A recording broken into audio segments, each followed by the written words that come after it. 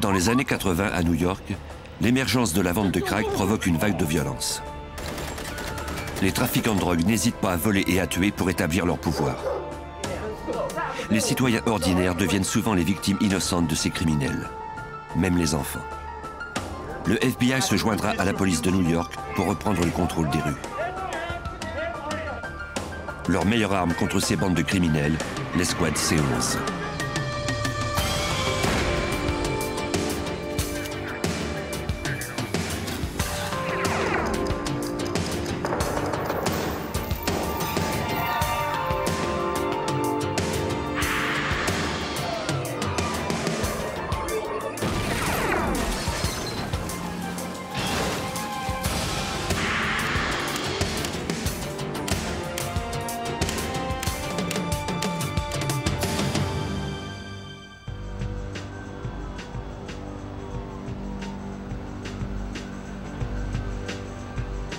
Dans les années 80, le crack prit d'assaut Harlem à New York, tout comme il l'avait fait dans de nombreux autres secteurs urbains en Amérique.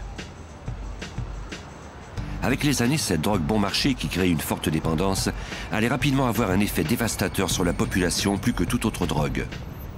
Et avec le crack vinrent des gangs violents qui prirent le contrôle des rues. Plus personne n'était en sécurité.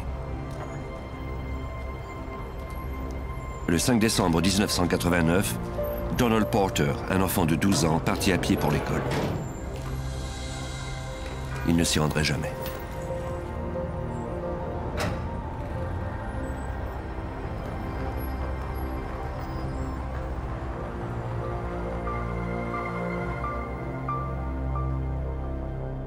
Ses parents furent inquiets en constatant qu'il ne rentrait pas de l'école comme d'habitude à la fin de la journée.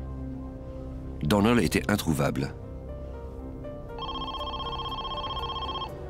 À 21h, la sœur de Donald répondit au téléphone. L'homme au bout du fil lui dit que Donald avait été kidnappé. Il serait tué si on ne versait une rançon de 500 000 $. La jeune femme lui répondit que sa famille n'avait pas une telle somme, mais cela ne semblait guère affecter le ravisseur. Il lui interdit d'appeler la police. Il lui dit ensuite de se rendre au restaurant situé à l'intersection de la 125e rue et de Broadway. Derrière la poubelle dans la toilette du restaurant, elle trouverait la preuve qu'il ne s'agissait pas d'une plaisanterie de mauvais goût.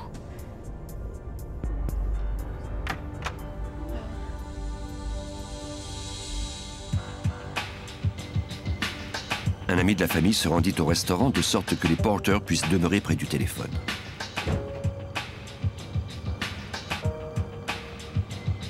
Il ignorait qu'il s'agissait d'un piège.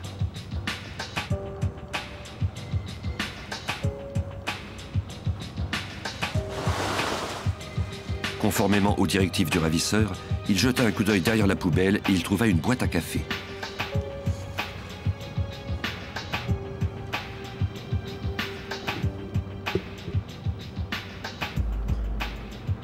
Elle contenait 2 bagues, une cassette audio et le doigt d'un enfant.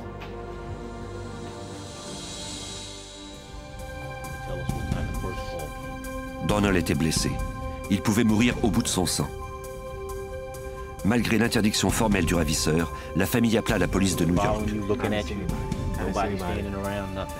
Les parents de la victime dirent à la police tout ce qu'ils savaient. Les enquêteurs examinèrent les indices. La sœur de Donald déclara que les bagues appartenaient à l'enfant. C'est son frère aîné qui les lui avait données. Sur la cassette audio, on pouvait entendre Donald supplier ses parents de lui venir en aide. Ceux-ci parlèrent ensuite au détective d'un deuxième appel du ravisseur, au cours duquel il avait baissé le montant de la rançon à 350 000 $. C'était encore beaucoup trop pour cette famille aux revenus modestes. Ils déclarèrent qu'ils ignorèrent pourquoi on leur demandait une aussi grosse rançon. Mais les enquêteurs savaient quelque chose que les membres de cette famille prendraient bien garde de leur dire. Le frère aîné de la victime, Richard Porter, était un important trafiquant de crack dans le secteur.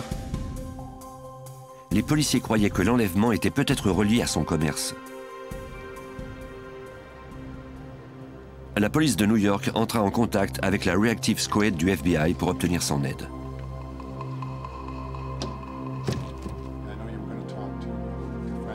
L'expert en narcotiques et agent spécial David Higgins transmit aux policiers toutes les informations qu'il avait sur Richard Porter. Richard Porter avait alors environ 25 ans. C'était un trafiquant de crack connu dont le territoire était situé dans le centre de Harlem. C'était l'un des premiers à avoir vendu du crack à New York. Il s'était construit un empire important dans ce quartier. Richard Porter s'était ainsi fait plusieurs millions de dollars à vendre du crack dans les rues de New York. Les détectives savaient quel territoire il contrôlait. Ils le trouvèrent aisément. Il était avec son complice et associé Alpo Martinez. Mais ce n'était pas à cause des drogues que les policiers voulaient parler à Porter cette fois-ci. C'était au sujet de Donald. Porter accepta de se rendre au poste pour y être interrogé, même s'il déclara qu'il ignorait comment il pourrait être de quelque utilité dans cette affaire.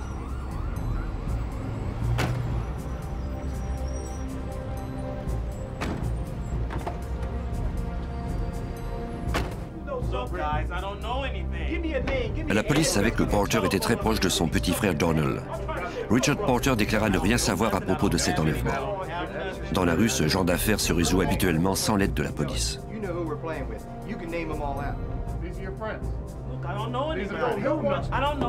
Même si Porter détenait vraisemblablement la clé pour retrouver Donald, il ne pouvait parler ouvertement aux autorités.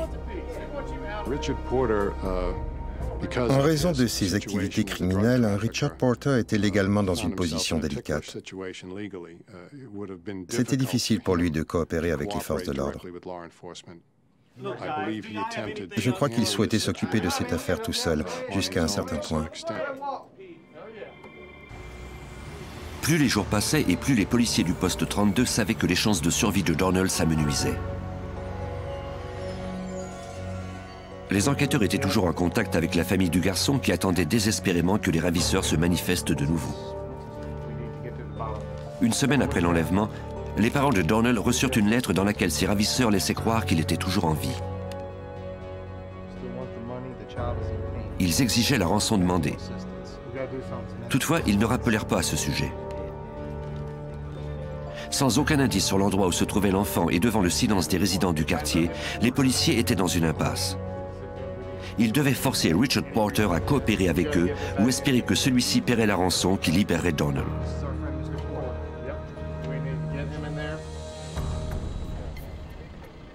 Le 4 janvier 1990, soit un mois après l'enlèvement de Donald, on trouva dans un parc du Bronx le corps de son frère, le trafiquant de drogue Richard Porter. Il avait été atteint de projectiles à la tête et à la poitrine. Personne maintenant n'était en mesure de payer la rançon. L'opinion générale au sein de la police était que la mort de Richard était reliée à l'enlèvement. C'était sans doute parce qu'il n'avait pas payé la rançon demandée. On a toutefois remarqué très vite que son porte-monnaie contenait 2000 $, qu'il portait toujours ses bijoux et que sa voiture était garée à proximité. On pouvait donc se demander quelles étaient les motivations qui avaient provoqué ce meurtre.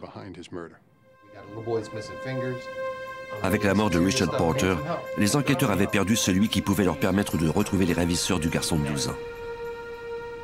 Pour trouver des indices, ils exercèrent de la pression sur les revendeurs de drogue de second ordre du gang de Porter.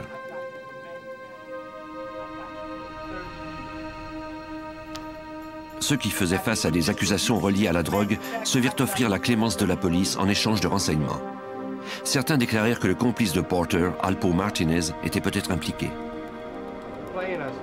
D'autres affirmèrent que les responsables de l'enlèvement pouvaient bien être les membres d'un gang violent de Harlem qui s'appelait les Preacher Crew. Mais aucun des informateurs ne put fournir de pistes solides. 3 semaines plus tard, on trouva le corps d'un enfant dans le parc du Bronx où l'on avait retrouvé Richard Porter. La famille de Donald Porter confirma son identité.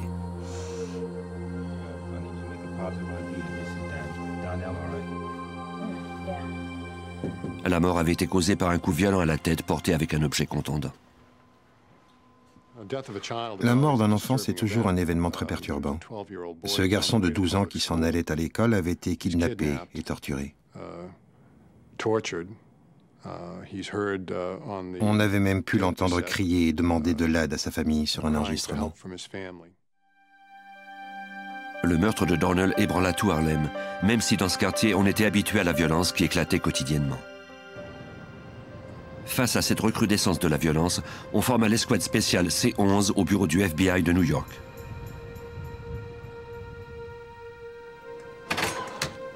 L'escouade était composée à la fois de détectives du poste numéro 32 et d'agents du FBI.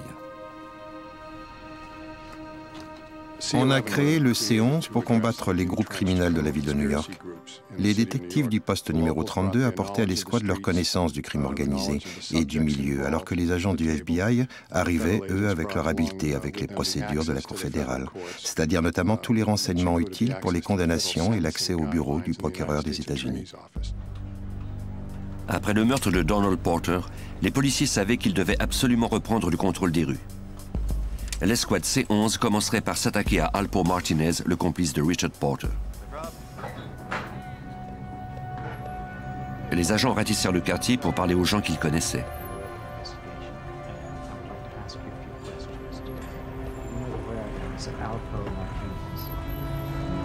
La plupart d'entre eux craignaient de parler. Les agents finirent toutefois par apprendre que Martinez devait passer prendre la voiture de sa femme chez un concessionnaire du nord du New Jersey. Les agents secrets mirent le concessionnaire sous surveillance. Ils ignoraient si Martinez viendrait comme prévu, mais ils savaient que celui-ci affectionnait les voitures de sport.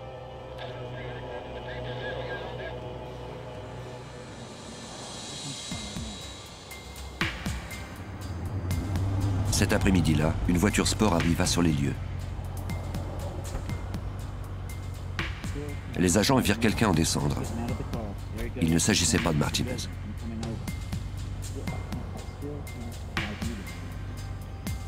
Il était impossible de voir qui conduisait. Les agents devaient courir le risque de s'approcher davantage de la voiture.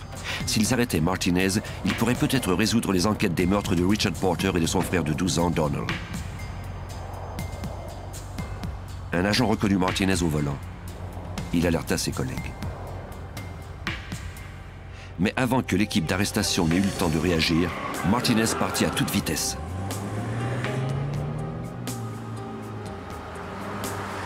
Les agents le poursuivirent, mais le fugitif disparut au milieu de la circulation. Alpo Martinez était toujours recherché, et pendant ce temps, l'enquête sur le meurtre du petit Donald Porter n'était toujours pas résolue.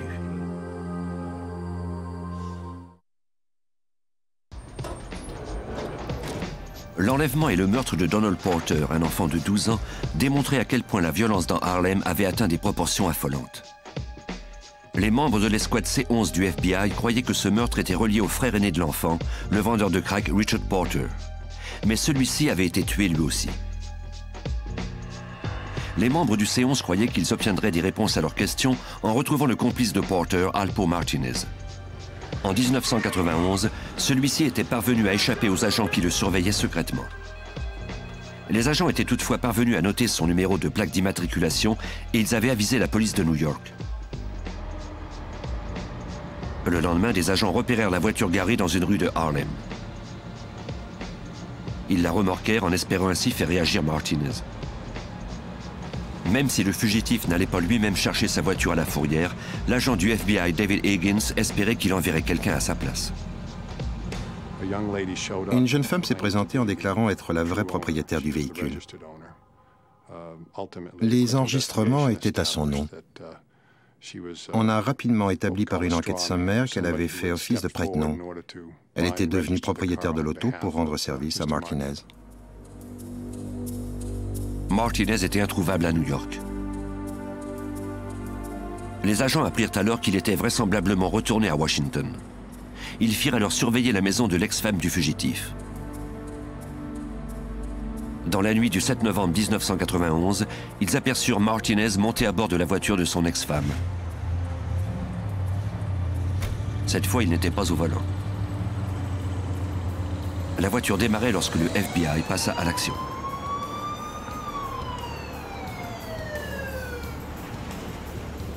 L'ex-femme du fugitif rangea la voiture.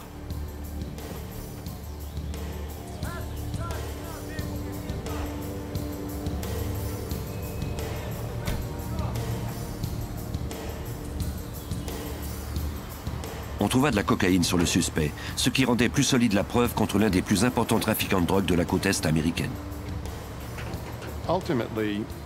Martinez a fini par plaider coupable à un acte d'accusation de la Virginie selon lequel il avait revendu plus de 1000 kilos de cocaïne. La valeur de cette drogue était estimée à 20 millions de dollars au prix du gros. Les enquêteurs disposaient également de preuves de la culpabilité de Martinez dans des meurtres de plusieurs membres de gangs se disputant des territoires. Ils avisèrent le suspect qu'il savait qu'il avait été le complice de Richard Porter et qu'il aurait eu tout à gagner de la mort de Donnell et de son frère aîné. Pour s'éviter la peine de mort, Alpo Martinez accepta de collaborer avec la police. Il reconnut avoir tué son complice Richard Porter. Il soupçonnait ce dernier de lui avoir volé des centaines de milliers de dollars. Il déclara qu'un an plus tôt, le 4 janvier 1990, un de ses associés et lui avaient emmené Richard Porter faire une balade. Sans avertissement, Martinez et son complice lui avaient alors tiré dessus. Ils avaient ensuite abandonné son corps dans un parc du Bronx où on l'avait trouvé le lendemain. Martinez jura qu'il n'y avait aucun autre motif pour ce meurtre que l'argent de la drogue qui s'était envolé. Selon lui, cela n'était aucunement relié à l'enlèvement et au meurtre de Donald Porter. Aucun témoignage ni indice ne laissait présumer que Martinez avait été impliqué dans ce crime. Il fut condamné à la prison à vie. Même si les agents avaient neutralisé un important trafiquant de drogue, l'escouade du C-11 n'avait pas progressé dans l'enquête pour le meurtre de Donald Porter. Les membres examinèrent à nouveau tous les renseignements obtenus par le FBI sur les gangsters de Harlem afin de voir à qui aurait profité l'enlèvement et le meurtre de Richard Porter.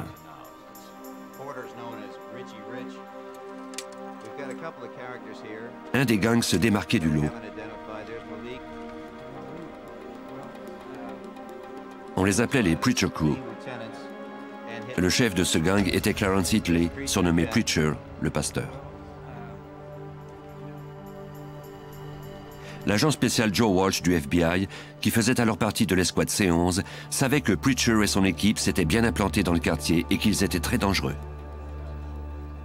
Le Preacher Crew était le gang établi dans Harlem depuis très longtemps. Preacher contrôlait ces rues depuis le début des années 70. Tout le monde le connaissait par son surnom, la main noire de la mort. Et tout le monde le craignait. Le sergent James Maher de la police de New York, qui faisait lui aussi partie de l'escouade C-11, apprit que Preacher avait la réputation d'être violent. Le gangster se faisait rarement voir à Harlem. On n'avait qu'à entrer dans le territoire du poste numéro 32, et peu importait si l'on parlait à un homme d'affaires ou à un revendeur de drogue, tous avaient une histoire à raconter sur Preacher. Ils savaient tous qui c'était. La plupart d'entre eux pouvaient nous le décrire, mais ils s'y refusaient parce qu'à Harlem, il avait la réputation d'être très dangereux.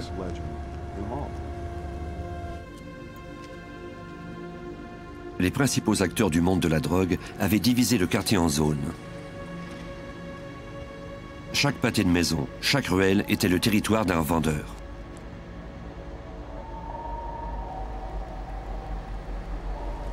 Et la plupart d'entre eux respectaient ces limites.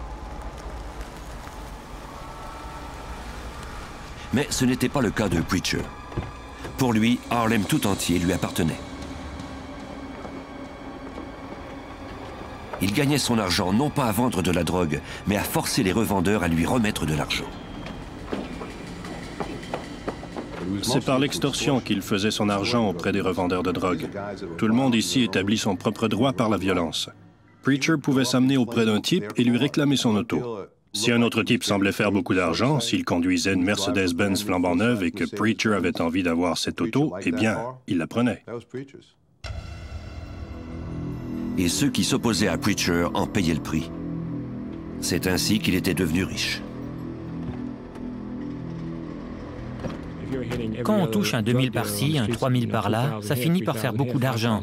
Et croyez-moi, ces revendeurs payaient, parce que sinon, Preacher leur rendait visite et on retrouvait bientôt ces revendeurs morts. Les longues années d'extorsion et de violence de Preacher en faisaient un suspect vraisemblable pour l'enlèvement et le meurtre de Donald Porter. Le C11 avait établi la structure de base du gang de Preacher Crew.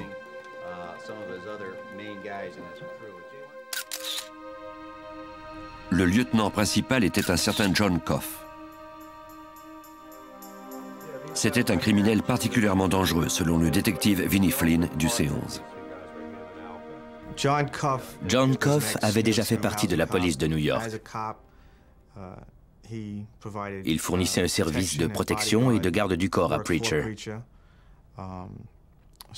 Quand il roulait dans les rues de New York et qu'on les arrêtait, John Coff montrait son insigne, de sorte qu'on les laissait filer et qu'on ne lui donnait pas de citation à comparaître, par exemple.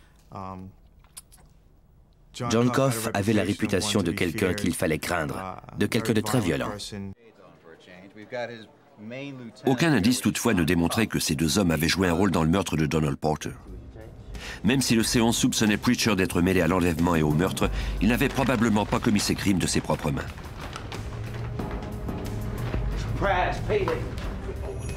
Il prenait ses distances des crimes auxquels il était mêlé. Il ordonnait toujours à son lieutenant ou à ses autres hommes de les commettre à sa place.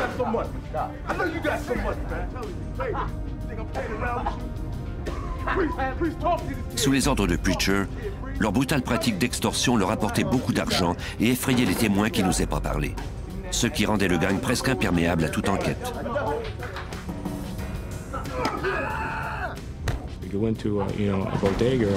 On pouvait entrer, par exemple, dans une épicerie portoricaine et dire au propriétaire « On sait qu'il est venu ici et qu'il vous a cassé le bras ». Et il nous répondait « Je ne sais pas de quoi vous parlez », même si celui-ci versait régulièrement une somme à Preacher. C'était la loi du silence. Et le silence des résidents du quartier encourageait les gangs à commettre de plus en plus de crimes. La veille du jour de l'an 1992, des ambulanciers répondirent à un appel sur le territoire de Preacher. Un homme gisait mort dans sa voiture, victime de coups de feu tirés d'une auto en marche.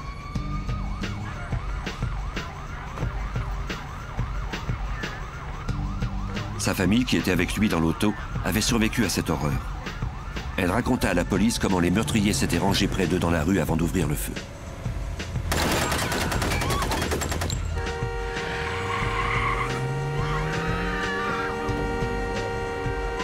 La famille de la victime déclara ignorer qui avait commis ce meurtre et pourquoi. Et tout comme pour l'enlèvement de Donald, personne dans le quartier ne voulait admettre avoir vu quoi que ce soit. C'était une autre mort tragique dans Harlem qui ne serait sans doute jamais résolue.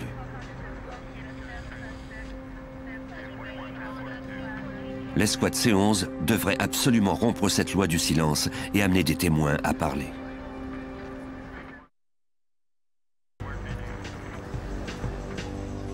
Une fusillade tragique avait été ajoutée à la liste des meurtres non résolus de Harlem. Comme on ne trouvait pas de témoins prêts à parler à la police, le dossier resta ouvert pendant 2 ans. Puis, en 1994, quelqu'un informa enfin les membres de l'escouade C11 que l'homme qui avait fait feu était un certain Mullick, l'un des membres de Preacher Crew. Le détective Vinnie Flynn apprit alors que ce Mullick avait la réputation d'être violent. On l'avait nommé directeur de la sécurité de l'organisation de Preacher. Il était responsable d'un groupe de concierges, pour ainsi dire. Ceux-ci étaient chargés de faire le nettoyage après les crimes commis par le gang. On ne pouvait être concierge que si on avait soi-même déjà tué quelqu'un. Pour en apprendre plus sur Mullick et le gang de Preacher Crew, l'escouade tenta d'infiltrer le gang avec des agents secrets. Mais comme nous le raconte l'agent Joe Walsh du FBI, ce fut une autre impasse. On n'est jamais vraiment parvenu à infiltrer le groupe ou à faire acheter de la drogue par l'un de nos agents secrets à Preacher, parce que celui-ci était extrêmement prudent. C'était un homme rusé, et aucun de nos agents n'est parvenu à l'approcher. Les rangs du gang étaient serrés. Preacher avait donné l'ordre aux revendeurs qui l'extorquaient de ne jamais vendre à de nouveaux acheteurs et de ne pas se faire remarquer dans la rue.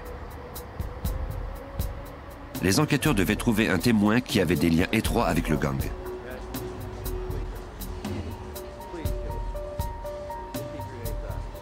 Ils distribuèrent leurs cartes professionnelles à la ronde en espérant que quelqu'un de l'intérieur accepterait de leur parler. Leur persévérance finit par porter fruit. En avril 1994, un membre du gang contacta l'escouade C11 car il croyait sa vie en danger.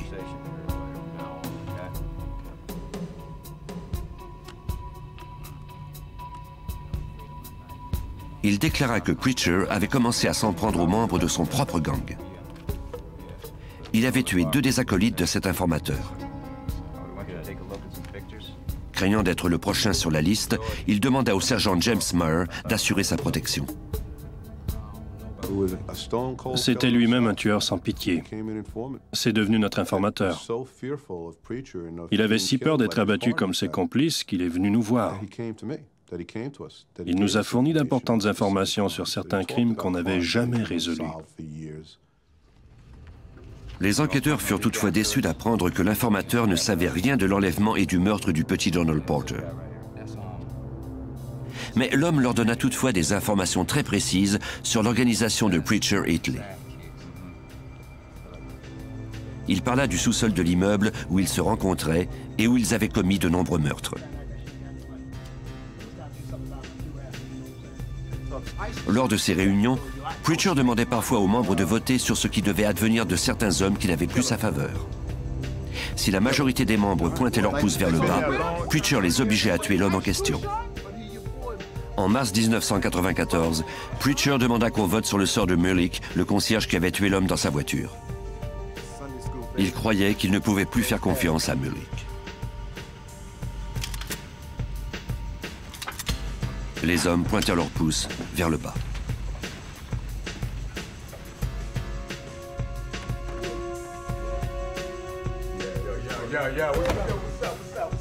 Preacher convoqua alors Merlick au quartier général.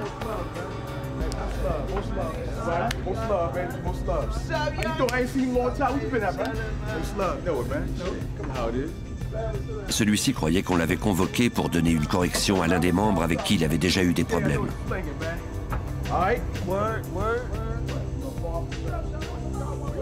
Merlick n'était pas conscient qu'il était, lui, la cible, et il était impatient de descendre au sous-sol quand les autres l'y invitèrent.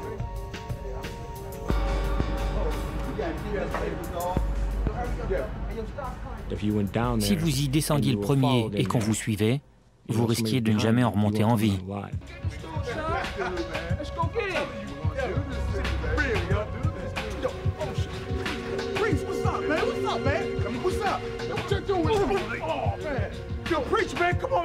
Preacher dit à Merlick qu'il devait mourir. Il avait désormais trop d'influence au sein de l'organisation, ce qui était inacceptable pour Preacher. Merlick supplia qu'on le laisse vivre. Mais les ordres avaient été donnés. Sous les ordres de Preacher, les autres concierges se servirent d'une scie circulaire pour démembrer Merlick.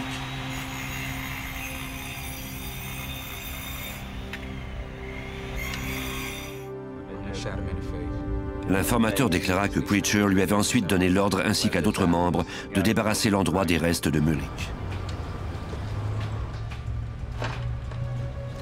Ils avaient versé de l'acide sur les bras de Merlick pour éliminer tout tatouage pouvant identifier le gang auquel il appartenait. Puis ils avaient dispersé les divers morceaux du cadavre dans quelques bâtiments abandonnés.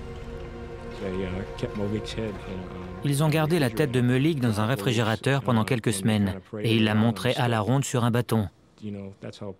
Vous savez, c'est comme ça que Preacher arrivait à intimider les jeunes membres de son organisation. L'informateur ne pouvait plus vivre avec cette peur, même s'il savait que son départ du gang équivalait à une condamnation à mort. Il espérait que l'escouade C11 le protégerait.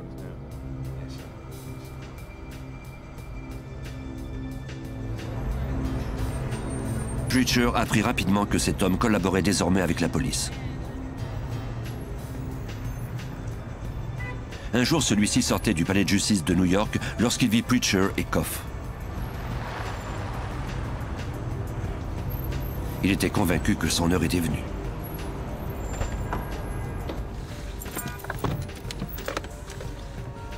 Il monta dans sa voiture, d'où il appela les membres de l'escouade responsable de sa sécurité. L'informateur m'a confié qu'il craignait d'être tué par le gang, qu'il craignait d'être enlevé au beau milieu de la journée en face du palais de justice.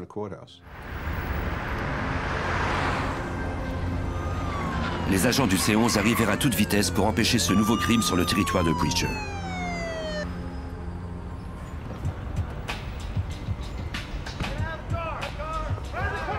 Les agents et les détectives arrivèrent à son secours juste à temps.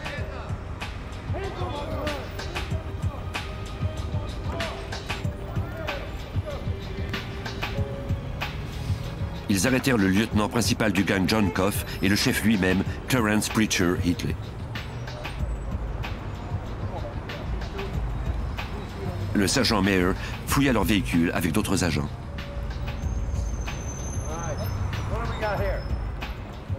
À l'intérieur, on a trouvé des indices, notamment des renseignements à propos de notre informateur, des masques et du ruban adhésif. Il était évident que l'intuition de notre informateur ne l'avait pas trompé. Il devait être enlevé ce jour-là. Mais on ne pouvait cependant pas prouver que les hommes comptaient tuer l'informateur. Preacher et Koff furent donc relâchés. Maintenant, tous savaient que l'escouade C11 faisait enquête sur le gang.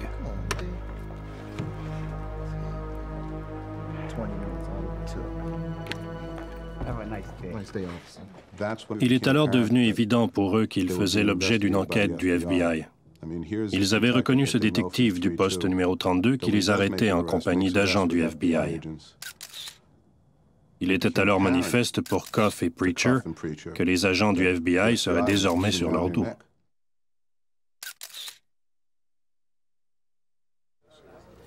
Preacher s'isola encore davantage. Pour lui mettre la main au collet, on devrait s'en prendre à l'organisation de Preacher par le biais des lois RICO. Ces lois ont été créées pour inculper les organisations criminelles. Pour y avoir recours, on doit répondre à des critères très stricts, comme nous le raconte l'agent spécial Joe Walsh.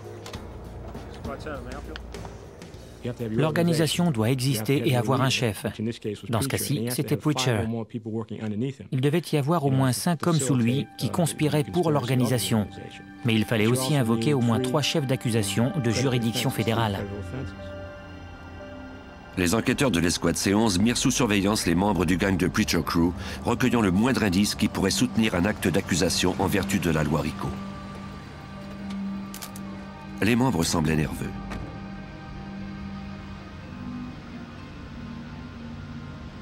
La pression exercée par l'enquête du C11 semblait atteindre Preacher. Un nouvel informateur révéla aux agents que le chef avait même ordonné le meurtre de son lieutenant John Koff. Même si Preacher resserrait l'étau autour de ses hommes, les enquêteurs devaient encore obtenir des preuves des crimes commis par le gang pour soutenir qu'il s'agissait d'une organisation criminelle.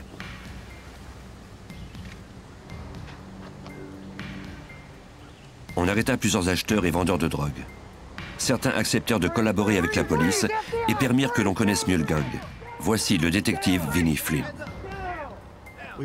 On a trouvé des informateurs lors d'enquêtes sur la vente de narcotiques et à la suite des arrestations effectuées par les détectives du poste numéro 32. Grâce aux renseignements obtenus et aux informateurs dont on disposait, on a pu réunir toutes les informations, ce qui nous a permis de monter notre preuve contre le gang de Preacher Crew. Malheureusement, on n'avait toujours aucune information à propos du meurtre de Donald Porter. Lors de son arrestation, l'un des membres du gang donna toutefois des détails sur un autre meurtre, espérant ainsi obtenir une peine réduite. Selon lui, les membres du gang avaient décidé de ne pas payer une livraison de drogue qu'on leur avait vendue. Ils avaient déclaré à leur fournisseur qu'une jeune femme leur avait volé cette livraison et qu'ils avaient l'intention de lui régler son compte.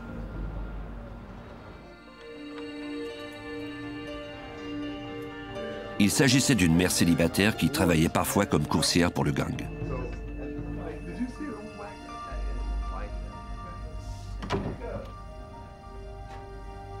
Les hommes la conduisirent à un appartement de Harlem sur le faux prétexte de lui faire écouter un disque qu'ils avaient produit.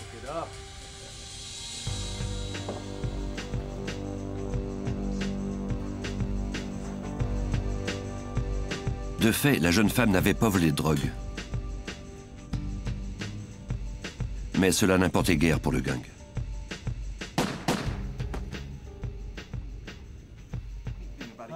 L'informateur décrivit ensuite comment ils avaient nettoyé la scène et jeté le corps dans un immeuble abandonné. Il ne se souvenait pas lequel exactement.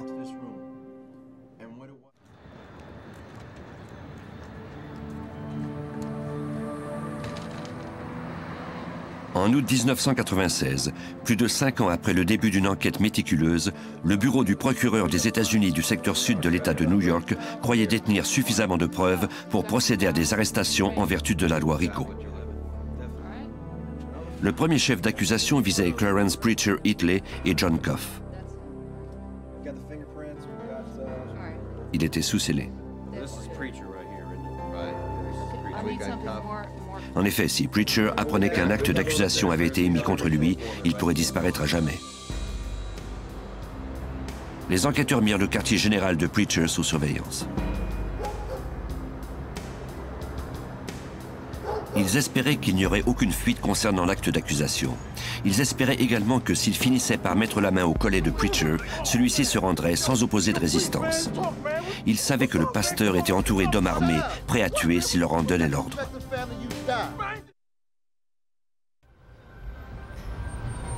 À la fin de 1996, l'escouade C11 était fin prête à arrêter Clarence Hitley. Personne ne l'avait vu depuis plusieurs jours.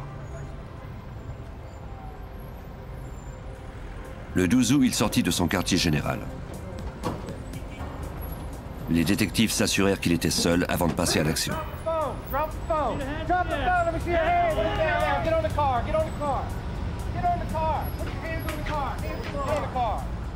Au moment de son arrestation, le chef du gang semblait calme et confiant.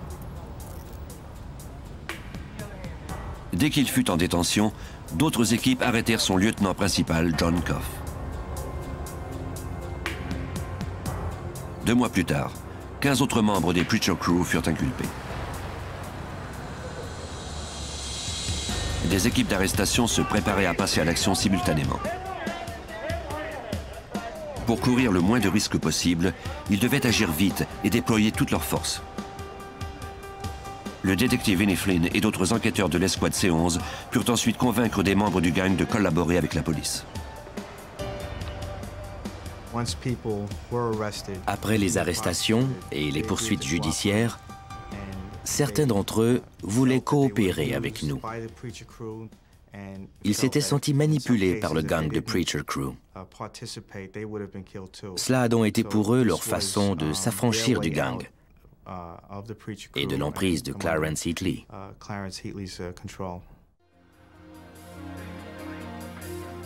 Ils purent donner aux détectives les adresses des immeubles où avaient été abandonnées certaines victimes.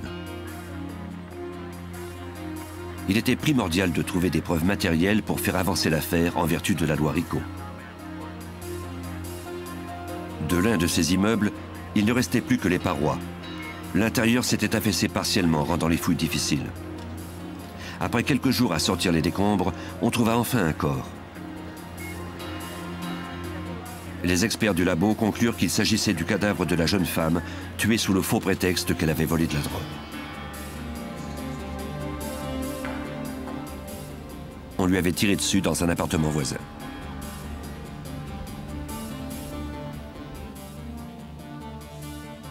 Des techniciens de scène de crime fouillèrent l'appartement en question.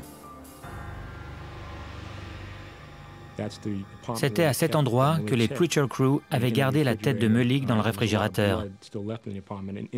Il y avait encore beaucoup de sang dans cet appartement et dans le réfrigérateur aussi. C'était le sang de Melick. On a pu en faire la preuve au labo. Melick ainsi que plusieurs autres personnes avaient été tués dans le sous-sol du quartier général de Preacher.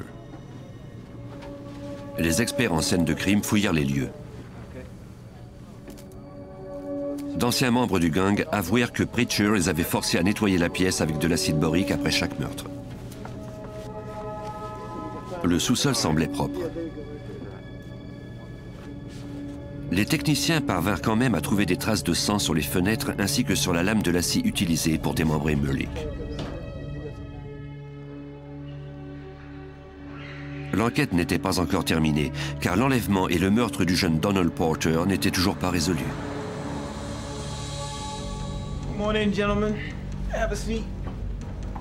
Les réponses à propos de cette mort parvinrent aux policiers d'une source inattendue.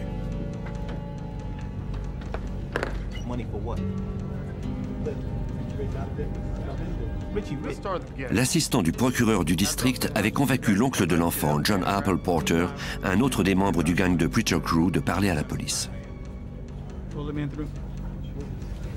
C'était l'un des principaux hommes du gang encore en liberté. On disait de lui que c'était un mouchard. On avait attenté à sa vie à 2 reprises. L'assistant du procureur lui avait conseillé de collaborer avec la police pour s'assurer d'être protégé en prison. Il avoua avoir commis de nombreux meurtres et parla de ce qui était arrivé à son neveu Donald. Selon le sergent James Meyer, l'enlèvement avait été motivé par la jalousie et la cupidité. Johnny Porter, ou Johnny Apple, comme on l'appelait, avait été en prison. Et quand il en était sorti, il avait découvert que son neveu, Richard Porter, était devenu ce très puissant trafiquant de drogue et qu'il touchait beaucoup d'argent. De plus, Richard portait des bijoux en or et il aimait les voitures voyantes. Il ne donnait pas d'argent à Johnny, qui, lui, croyait qu'il en méritait. Johnny a alors décidé de prendre les moyens pour toucher sa part et il a enlevé l'enfant. Porter déclara que Preacher approuvait cet enlèvement. Il lui avait envoyé un de ses concierges, Merlick, pour l'aider. Ils étaient persuadés que Richard Porter donnerait tout ce qu'il avait pour retrouver son petit frère.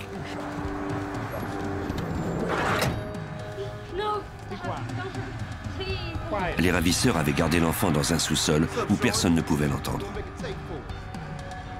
Ils lui avaient coupé un doigt et ils avaient enregistré ses cris pour prouver à sa famille qu'il n'entendait pas à rire. Apple et Preacher espéraient toucher 500 000 $, soit assez pour qu'Apple puisse établir son propre réseau de vente de drogue et pour que Richard Porter soit forcé, quant à lui, de cesser ses opérations. Quand ils constatèrent que Richard était incapable de leur payer cette somme, ils descendirent le montant de la rançon à 350 000 $. C'est alors que des circonstances modifièrent leur plan. Preacher et Apple avaient appris que Richard Porter avait été assassiné. Il ne toucherait donc jamais de rançon. Preacher Hitley parla plus tard à l'agent spécial Joe Walsh de la décision qu'il avait dû prendre. Preacher s'est assis dans une pièce et il m'a raconté exactement ce qui s'était passé. Il me regardait droit dans les yeux quand il m'a dit « Vous savez, je ne pouvais pas laisser cet enfant en vie après ce qui était arrivé. »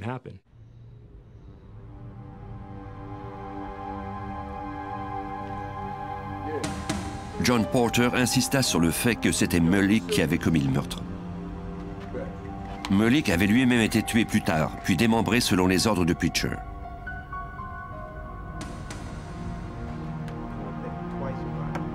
John Porter fut condamné à la prison à perpétuité.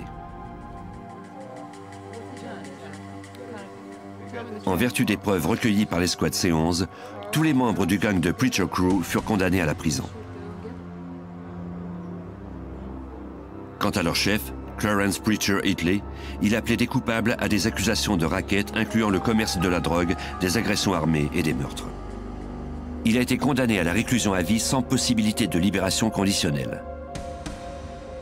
Son gang et lui ne pourront plus jamais terroriser les habitants de Harlem. On les croit responsables d'environ 45 meurtres, ainsi que de nombreux vols. Si on ajoute à cela tous les cas d'extorsion, ces hommes ont commis des crimes pendant plus d'une décennie. Le mal qu'ils ont causé au sein de ce quartier est indescriptible. Mais la situation a changé lorsque l'escouade C11 a démantelé le gang de Preacher Crew à jamais. Depuis que cette affaire a été résolue, Harlem a connu une véritable renaissance. À Harlem aujourd'hui, dans le secteur du poste numéro 32, il y a entre 15 et 20 homicides par année. Au moment où les ventes de crack étaient à leur maximum, c'était 70. Je crois qu'on a accompli quelque chose d'important en réglant cette affaire. Ce groupe criminel qui vendait de la drogue n'existe plus. Il ne peut donc plus faire de mal à personne.